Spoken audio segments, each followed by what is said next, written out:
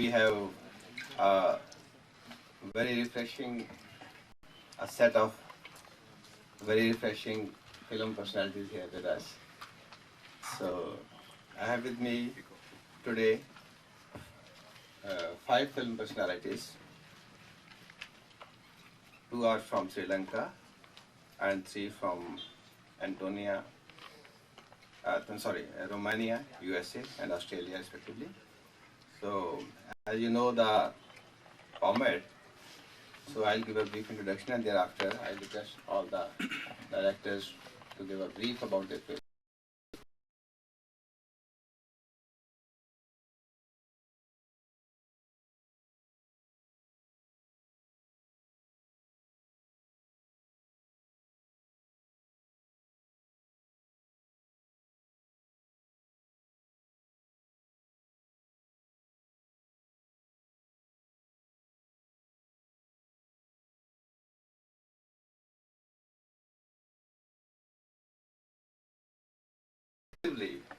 To the remote parts of Asia and India.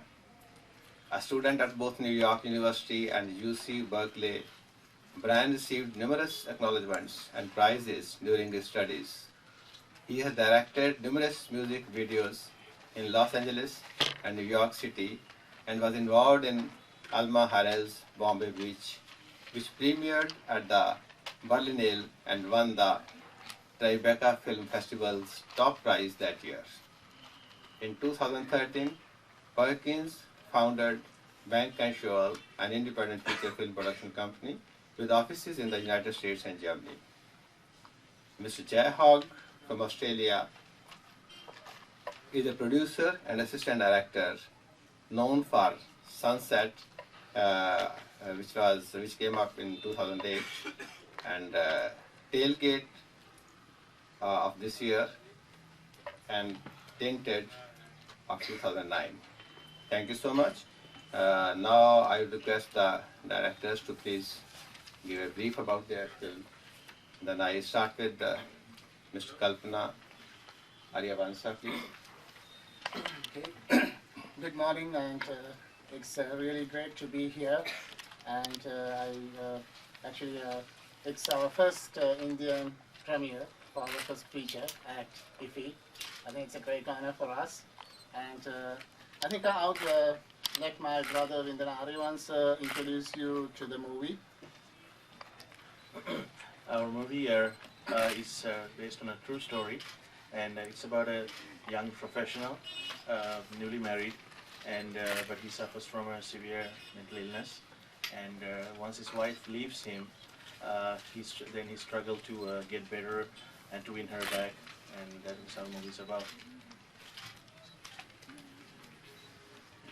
Thank you, sir. Next, Mr. Ferdinando, Cito, Filomarino, sir. Yes, thank you. This is also my first ever premiere of anything I ever did in India. And I have to thank the festival, the International Film Festival of India, very much. My movie, Antonia, is about a young girl who lived in the 1930s in Milan, Italy, which was a very strange time in Italy under the fascist regime. And it is a portrait of this girl's life. In the last 10 years of her brief life, she died at 26, and she was secretly a poet and photographer. And the movie traces her personal and artistic journey in the way that they are intertwined in the last 10 years of her life. Thank you, sir. Thank you. Mr. Brian Perkins, please. Thank you. It's really wonderful to be here today in India and at this festival. On a personal note, India has really played a strong part in my personal spiritual growth the time I've spent here, and so it's really nice to show the film here to Indian audiences, and I hope you really enjoy it, and I hope Indian audiences connect with it in a certain way. The film Golden Kingdom, which we made, we shot on location in Burma, also known as Myanmar.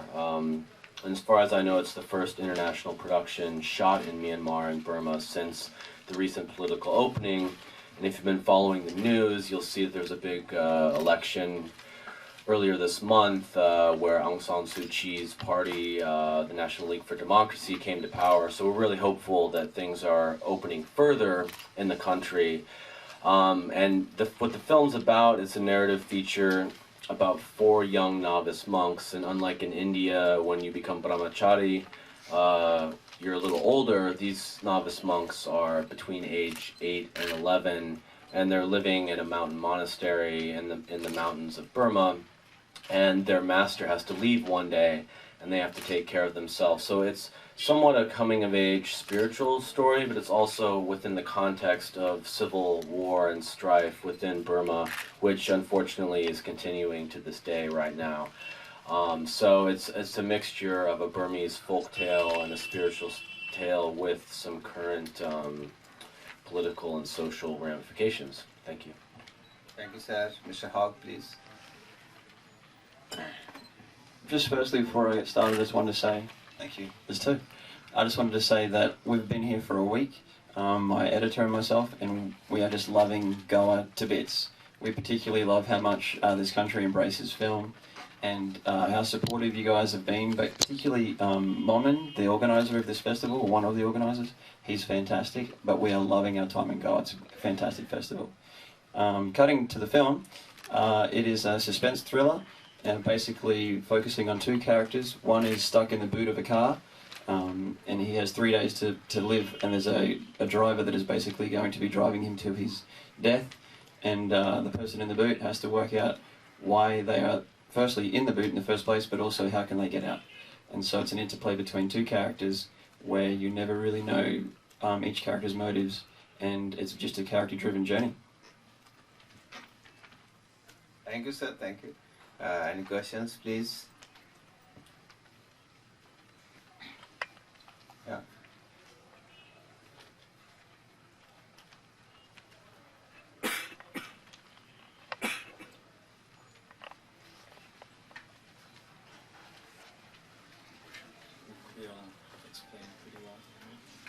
Hello?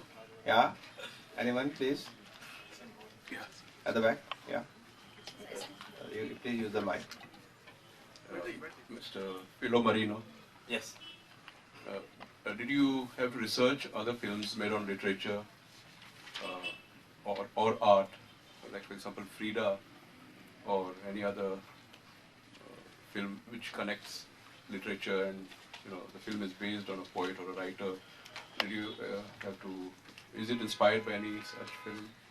Well, my initial idea was to actually stay away from the concept of biopic, in the way that biopics usually describe an artist's life and they just sort of give out a list of the things that happen in their lives, or try to focus on their personal aspect because their art is so famous. Or there's always a part of them which is actually really a love story or another sort of story, and takes advantage of the fact that these are famous people of some sort. And I did not want to do that.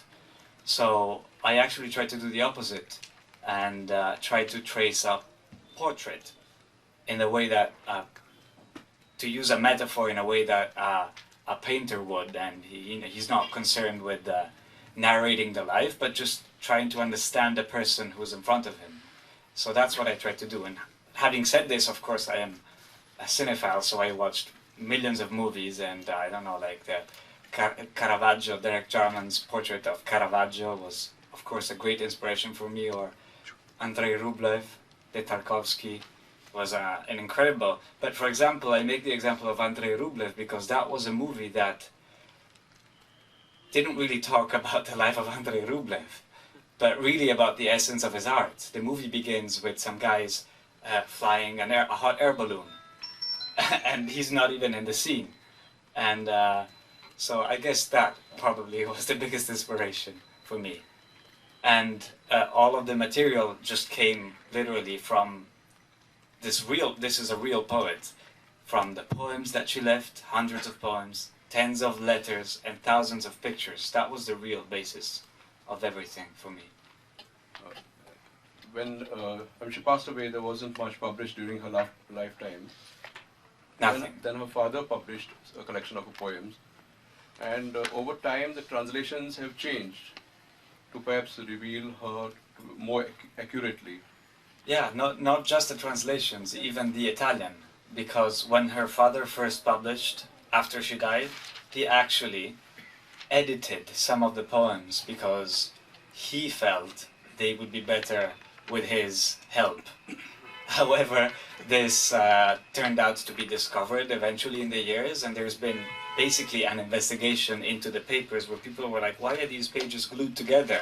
And they realized what he had done, and slowly, both in the Italian and then consequently in the English and other translations, the poems changed slightly. And today we kind of reached 100% accuracy. Okay, my last question. Yes. Do you see that as a form of censorship? Did her father censor some of her poetry? Was it too erotic, or what was it? It was absolutely censorship. And one of the problems was eroticism, because her poems, well, they're not explicitly erotic, they're just charged, as most art anyway, with eroticism.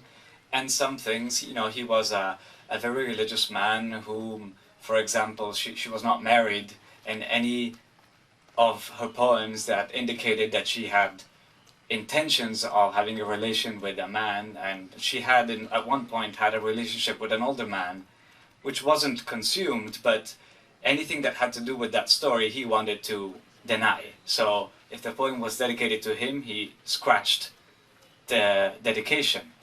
So yeah, that is absolutely the most profound sense of censorship to me. But we found out. Yes, please. Next one. Anyone?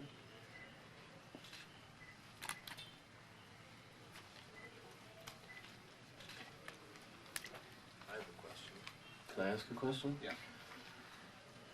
I'm curious, I don't know if I've seen a Sri Lankan film, and I'm curious what the trajectory or the history is of a Sri Lankan film, and where you would see your film fitting in that tradition. Okay, we have 68 years of Sri Lankan film industry, history, 68 years, and now we are in a transition period with the digitization, and a lot of movies are being made using digital equipment, and so we are new filmmakers, and right now we are in that no man's land kind of transition period where the people try to identify with where we are heading, because we have established an identity as Sri Lankan films. Also, if I may add, actually, the Indian cinema influenced Sri Lankan cinema from the beginning. I mean, we are all inspired by Indian cinema. Actually, even for us, we grew up watching Indian films. Actually, that's one of the biggest part of our life. Even the Sri Lankan cinema, the first Sri Lankan film actually, it was made in India, in a studio. It was shot in studio in India. So yeah, the Sri Lankan cinema is very influenced by Indian cinema. But now it's getting more influence from the Western and the Asian other moving cinema. And so we are a part of that transition, which will make this next generation Sri Lankan film identity to next Sri Lankan film generation. You shot digital? Yes, we did, and Sony F3 Ah. camera. Yeah. I have a question for you, actually. I was wondering, considering where you made your film and what you talked about, how it was perceived, how your nationality was perceived, how you were perceived, and if you were perceived as a stranger or eventually as not a stranger, but just a person, you know, who could be amongst those people and understand them. I found myself welcomed pretty much from the beginning. Obviously, I was not born in Burma, and I don't speak fluent Burmese, but I learned the language as best as I could, and luckily I'm terrible at math, but I'm very good at languages, so I was able to speak, like, in terms of the foreigners that were there, I was able to speak pretty good Burmese and connect with the actors and everyone around. And you know, there's like that heart connection that you have, and I never kind of, you know, I don't come from a fancy background in the United States. I come from a working class background, so I think I can connect with people and you know, in different countries in a certain way that's different than if I was really coming from a privileged background. So, and I mean, the people in Burma are just amazing, and their hospitality is incredible, usually. And so, and you know, I'm also was on a spiritual path, so I was able to connect with that as well, and that's where Vipassana meditation comes from. And you know, Buddha was initially just a heterodox Hindu, so it's like, it's interesting. I was able to plug into that and become part, but they're just really open, and the kids are what inspired me, and their hearts are radically open in a way that I've never experienced before, and that's what inspired me to make the film, actually. And so I found I was able to, you know, to the best of my ability, be pretty welcome and integrated as best I could. Obviously, I'm never going to be able to be a native, but... Mr. Jay, sunset, tailgate and tailgate. Anything common? Yeah, sure. That's a good question, actually. I like that one because, yeah, I would say that there is something common in all of those films, and that is I focus primarily on atmosphere. I feel, as I listen to these answers, they're all very artistically and personally driven, and I feel kind of guilty that my films aren't necessarily that personal. They are mostly motivated by the creation of atmosphere, and so I want for the audience to feel a certain way based on the framing and the sound and certain aspects of filmmaking techniques. And across all three films, and others that I've made that was a very short list of things that you summarised there, but there was more films that are basically intrinsically the same in terms of atmosphere. So yes, that's a common thing across all of them. Thank you. Over there. I'm making a manhunt film next, by the way. So. This goes to Sri Lankan brothers. Your name and organization. It's going live on YouTube. This is Suyash here. I work for the Peacock, which is daily newspaper in UP. You spoke about the Indian connection of Sri Lankan films, and increasingly a lot of Indian films have started shooting in Sri Lanka because the government policy there. How is the government support for films, for Sri Lankan films produced by Sri Lankans and shot there? How is the government support? Actually, the government supports, government actually directly does not support productions now. Government doesn't fund Sri Lankan films anymore. Government used to. So basically, we are on our own in Sri Lanka. But we have the Film Corporation, which would assist us with a certain amount of things, but especially the most important thing in a movie is the funding. But Sri Lankan government does not fund Sri Lankan films. Because since the independence, since 1948, we had a government film unit. It was called GFU, and it went until 1977. So those days there were immense help from the government to make movies and to promote them. But since the economy opened in 77, then they made the National Film Corporation, which indeed continued that supporting to a lesser extent. And the last time they helped us, they gave like 5 million Sri Lankan rupee loans to selective filmmakers. That was 10-11 years ago. That was the last time that they actually had any participation in funding. But right now the Film Corporation works as a regulatory body, overseeing the productions, foreign and domestic, which takes place in Sri Lanka. And but other than that, funding-wise, not very. Yeah, but they want more foreign productions in Sri Lanka. That's why Indian production, because they give tax reliefs and other benefits, especially arranging visas and other services. it's making it easy for Indian productions to come to Sri Lanka. But for Sri Lankans, yeah, I mean, there's nothing special for us. It's pretty much we are on our own. Is there any particular reason for that? I guess we were like past 30 years, 35 years out of that 30 years we were in a war. There was a war going on in the country, and there were like our economic crash was like really crippled with that.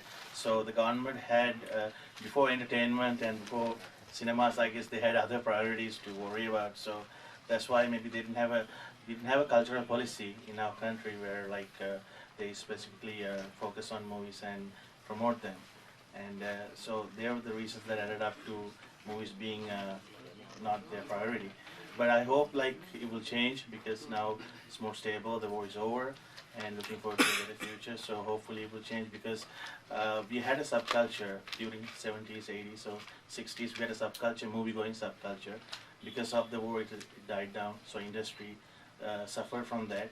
But in the future, we have good hopes for the future. So hopefully we will get back to where it helps filmmakers.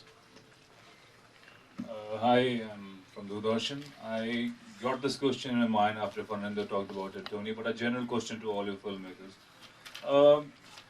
How do you decide what is erotic and what is aesthetic? Because there's a big difference between, obviously the mindset of the person who is making the film and the person who is watching the film. And almost every filmmaker has always had a problem with the censor cuts and everything. He's never happy with the cuts he's been emphasized upon. So, how do you draw the line between what is aesthetic and what is erotic? If anybody can answer, or probably all of you can probably throw some light on that.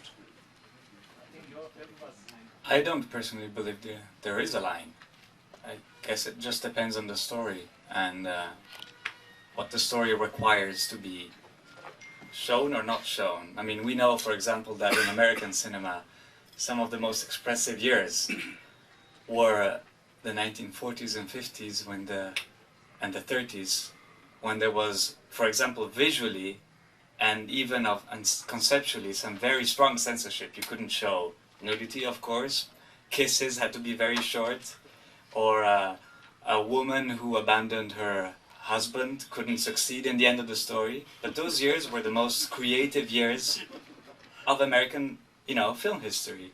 And they were extremely erotic, just not visually, if you know what I mean. So I guess it just depends on the context and the aim, if that's what you were asking. Probably we can make films about people in the earlier years, and when the society is opened up, we can make films about that. Yeah, well, I mean, I guess today you can show more things, but that doesn't take away what might be inherently erotic anyway about, except for nudity. That's just one thing. So I don't really believe there is a line. Can I just interject with that one though? Because I'm going to also oppose that a little bit, in the sense that I feel when I'm watching a film that is overly explicit, say a Gaspar Noé's new film, I don't know if you guys know that one. Good example though. Yes. I feel like those type of films are literally trying to find a line, and then it stands out that they're just trying to be as explicit as possible, and then I feel completely removed from the experience. I agree with you. Yeah. But the problem is, I mean, of course, when there's a freedom to do whatever you want, there's of course going to be people who make less interesting things, let's say, with the priorities all wrong. What I was trying to say is, I think today we have the freedom to go and look for the priorities of the story, and I don't really believe that's what Gaspar Noé does. He cares mostly about his own personal aims. I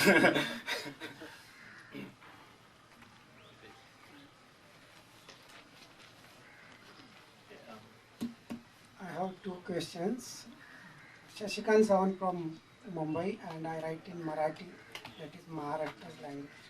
Mumbai Tarun Bharat and Divya Marathi, two newspapers. I have two questions, one for Anthony, who's director.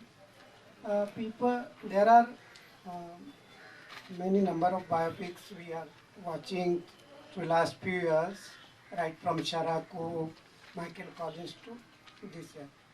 But the mainly profession of artist, especially a writer, is very difficult to show. You can show painter working or revolutionary, but this is very. So there are even in Seinfeld's book says that don't you make your character a writer, etc. That book stupid thing. That is one. So and another is why the film is devoid of socio-political background. I mean, it's not shown. I don't mean it should be shown, but it's not even mentioned.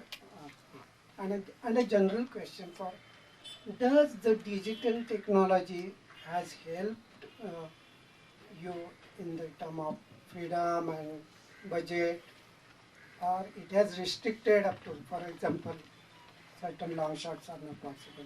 I would like to know from anyone. About the first question, in the way that this specific person lived her life, she lived during the fascist regime, that's true, which is a very specific historical moment, which many people know about.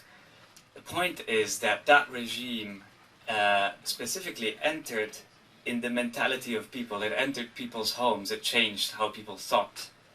That's why it worked so well in the years it did. And culture specifically was something that was not important or not relevant unless it was an expression of itself. So Antonia Pozzi, the person this movie is based on, she grew up loving literature and music and a sort of culture that was absolutely miles away. And this made her grow up, and I mean, she died at 26 years of age, so she lived a very short life anyway. She basically grew up in a sort of bubble. And in the movie, so that's basically the reason why there isn't explicitly a historical narration of things that are going on outside, because in the way that she perceived them, it was all distant. However, in the movie, the way that the men speak, especially her father, is absolutely a representation of that regime, of the way the people thought, of the priorities, of deciding what's decent and what's not decent. And so basically, the reality of that regime comes through the characters, and in the way that basically nobody accepts her because she just thinks differently. Yeah, so to the second question, my film is shot in 35mm film, but digital filmmaking in a way helped, because this is a period film set in the 1930s, and Milan today is extremely different, of course.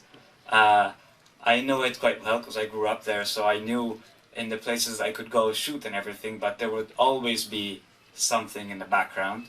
And of course, that's the cheapest thing to do in post-production, is to erase things from a shot. So of course that was a huge help, because there is only so much you can do physically. And sometimes it was cheaper, instead of removing something physically, or maybe because you couldn't, to just say, oh, we'll remove it in post-production. Then of course it's not that easy, but you know, you can make it. I just want to have an addendum to that. Yeah, we'll fix it in post. Anyway, like with our film, we didn't have permission from the Burmese government, so we had to bring all the gear in, you know, kind of secretly, and had to bring it all up to the top of a mountain, and you couldn't even drive up there. So on some of the was like brought on bamboo poles up to the mountain. And so we had a Steadicam, and we were able to get, and we had big lens kits and everything, but we didn't have to have giant crates of cans of film. You know, we shot on the Red Epic, so I don't think we would have been able to do it. I just don't think we would have been able to make the film without the development of digital technology. So, I mean, would I have liked to have shot on 35 or 70? Yeah, like, yeah, why not? But in order just like to make a film and show people, audiences, this world, which is very, very difficult to get to,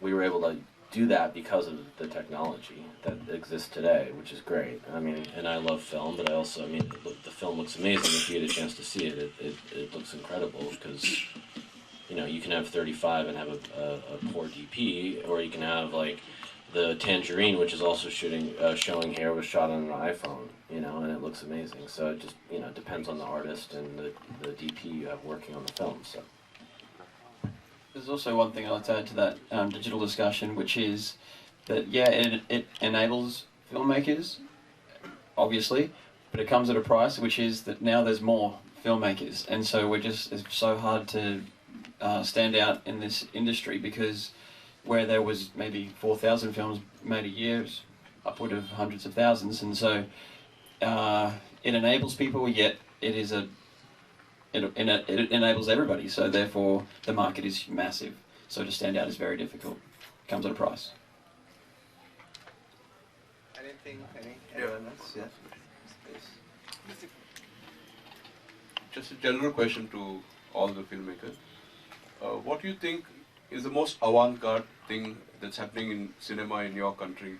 With perhaps a couple of examples. The most forward-looking cinema, the most pioneering, breakthrough, new work that's happening.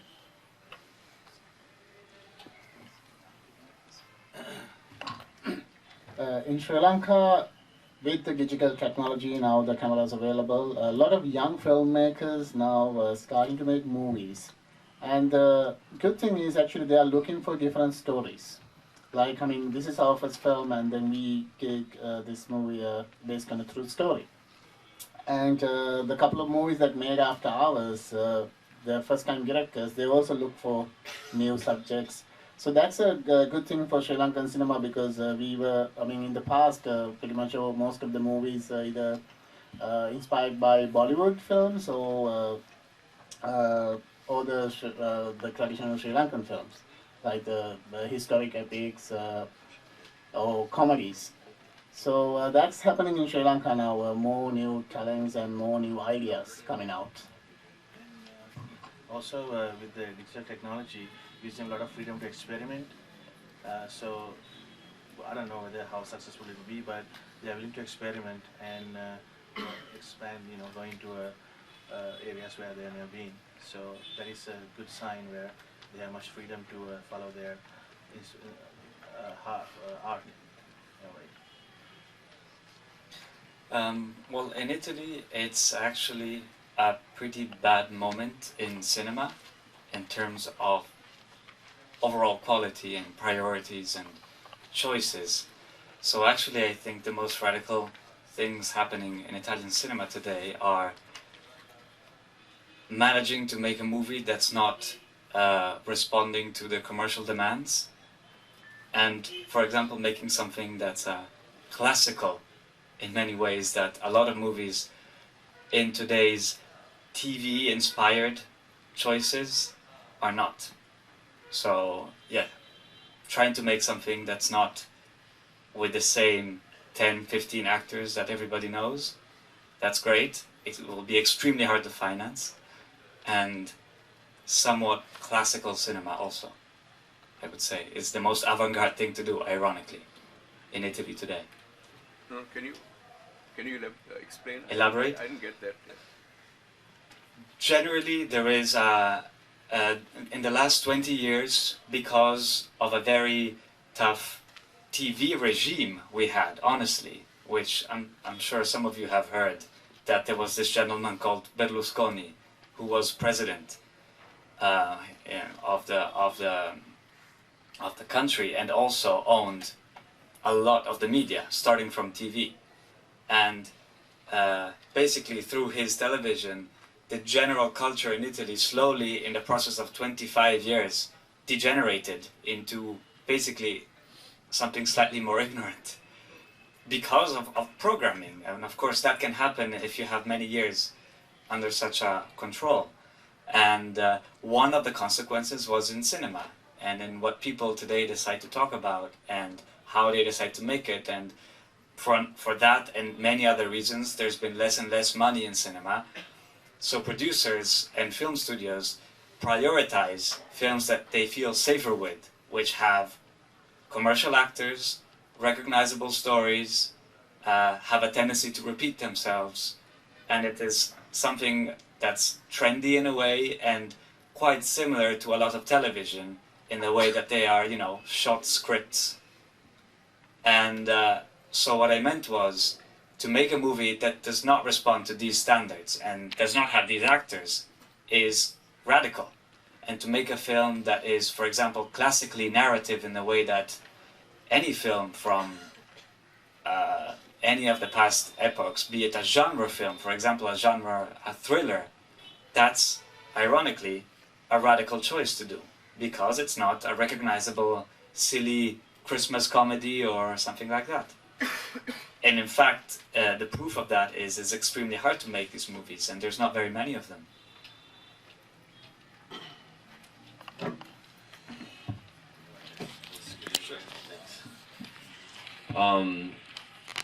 So in the United States, it's obviously a large market, and Hollywood impacts on everything.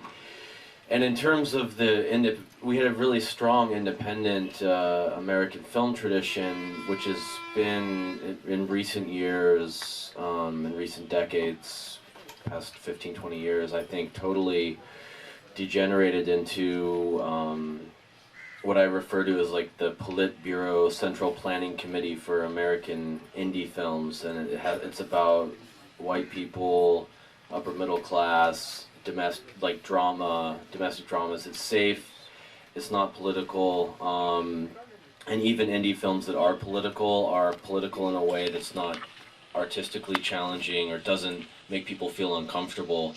And there are great films at Sundance, there are great films at South by Southwest and Tribeca, but mostly they fit a certain mold, and we have no government support for arts, so it's totally market-based.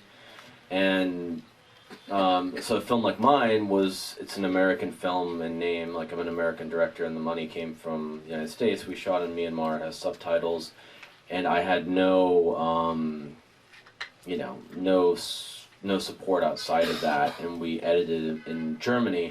And so there are people making films totally independently, and there's like a true American independent film that I made, but it's not really in this tradition. And so I think what's in avant-garde or revolutionary movement, actually, like larger scale like studio films, I think not like, you know, your basic just comic book films, but stuff by like Christopher Nolan or David Fincher can be something that can actually push the needle a certain way on a large scale, because that's just how Americans do it. You know, it's like we have this giant market. And then what's the most revolutionary right now is television in the United States, or series. It's not TV, but streaming on Netflix and Amazon and everything. And it's a golden age, it's a gold rush right now. And there's lots and lots of really interesting stuff. And the most interesting stories, I think, are being told in those formats, whether it's Rectify or the new Fargo series, or even something like Game of Thrones, which is like unbelievable to imagine the scale of being able to do that. You may not like the dragons and everything, but just to be able to tell a story at that scale is revolutionary in its own right for what we can imagine image and sound and dialogue can do. So anyway. In terms of like avant-garde cinema in Australia, I'd say there's a certain anxiety around it at the moment. So we have a very, very proud tradition of quality cinema that has elements of avant-garde, certainly, but there's an anxiousness where we basically are resisting that because we feel the pressure to be commercial, because we're just so tired of basically having such a minimal sort of industry. Screen Australia is our basic primary source of funding for our films, but yet that's a government-based system that we're under there, and so we obviously have to include culturally relevant things to our country. And so therefore you have this boundary that has already been created, certain rules, and you automatically are restricted. So if you want to be doing something in the lines of sort of avant-garde cinema, you need to be doing it independently, and then it's going to be hard to be sold. So we're on a knife's edge as far as where we go, but I'm really interested in films by there's a company called Blue Tongue Films. Joel Edgerton, David Michaud, those guys, they are finding a way to have some form of meaningful cinema that is still commercially viable. And a few other directors coming out of our country. John Hillcoat is another one. Andrew Dominic, he'll say he's New Zealand, but we'll claim him as Australian. Those guys are finding ways to make meaningful cinema that is actually void of having cultural references the whole time. And I look up to them personally. I really do look up to them. And but I feel like Australians, on the whole, as far as our film is concerned, we're basically just bowing down to commercialism because we just want to exist. We want to be able to make films that get seen, generate box office success. And so, I don't know, we're on a knife's edge either way. So, with that, we conclude the session. Thank you very much, all of you. And in case you have a question? Oh, okay, please. To Brian. Yeah. Please. Yeah. So you spoke about Netflix and the series that are streaming. Is streaming the new way for films like yours to be seen to a larger audience? I mean, to all of this, online streaming, you see a lot of indie films now getting a space in that. So is that the way forward for distribution for indie films? It's the way forward for your film to get seen. Somebody's angry outside. It's a way forward for your film to get seen for sure, but is it the way forward to get paid and have your films paid for? Probably not. I say probably not, but right now, just the way it works in distribution, there you sell your film to the subscription services, and like a film like mine, we haven't made a deal yet, but it's not going to get a huge deal. But Netflix is stepping up as a studio now. Amazon is stepping up as a studio. Amazon was this financed Chirac, Spike Lee's new film. Amazon just did Cary Fukunaga's new film, Beasts of No Nation. So they're able to step in a certain space, the mid-level films that, like Spike Lee is a genius, and he's not able to make films because people don't want to see these kinds of films anymore. And there's like the certain budget level that doesn't exist in American filmmaking anymore. So yeah, I think, and if you just want your film to be seen, it's the best thing ever. Everyone can see it everywhere in the world. So. Anyone else? Anyway. So thank you so very much, all of you, and thank you so very much, sirs, all of you, for being here with us and interacting with the media. So in case any of the media person, they want to have one-on-one interaction with any of these directors, so they know the opposite hall is there and they can get in touch with us. Thank you so much. Thank you. 12 o'clock we are starting next week.